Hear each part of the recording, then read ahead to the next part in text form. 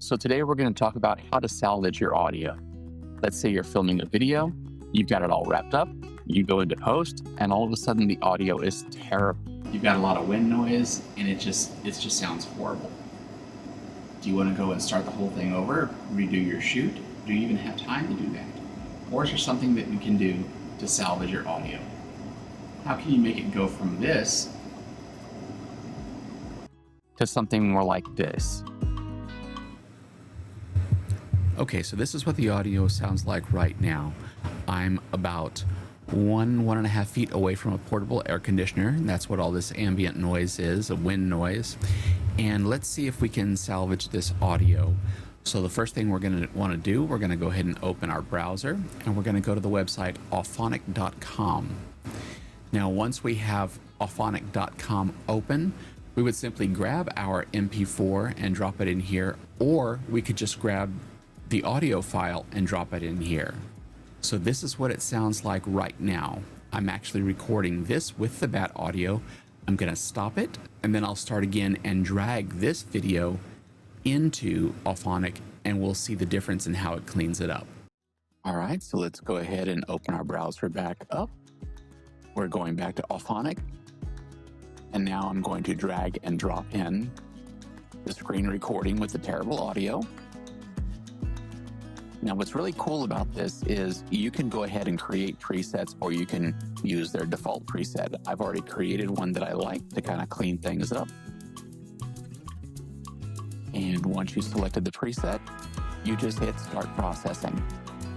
Now, this part is going to take a little bit of time, so we'll come back and revisit this once it's done. Okay, now it has finished, and you'll see right here that we've got just the audio, and we also have the video. You can select which one you want to listen to as a preview.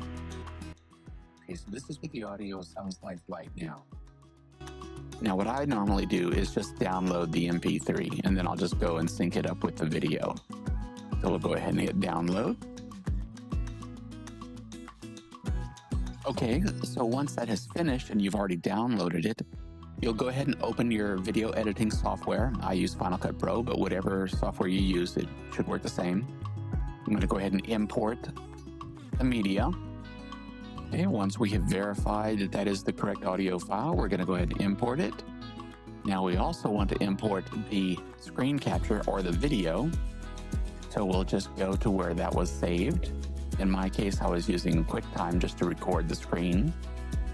Once we've selected it, we'll just double check just to make sure this is the correct one.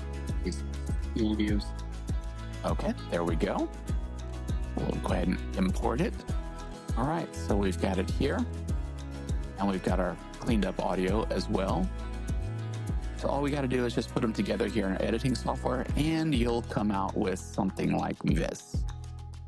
Okay, so this is what the audio sounds like right now. I'm about 1.5 feet away from a portable air conditioner, and that's what all this ambient noise is, the wind noise. Okay, so this is what the audio sounds like right now. Okay, so this is what the audio sounds like right now. So there you go.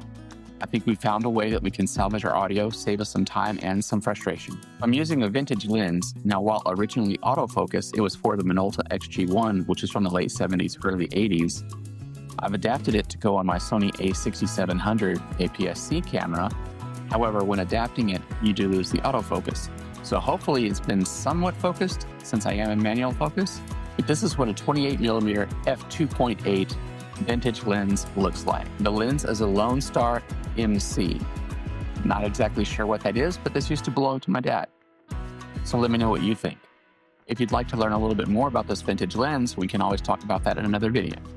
Let me know down below. Please consider liking and subscribing and sharing. That really helps the channel. There are affiliate links down below. If you do decide to use those links, there's no additional cost to you, but it does help the channel quite a bit. And that's it for now. See you next time. Bye-bye.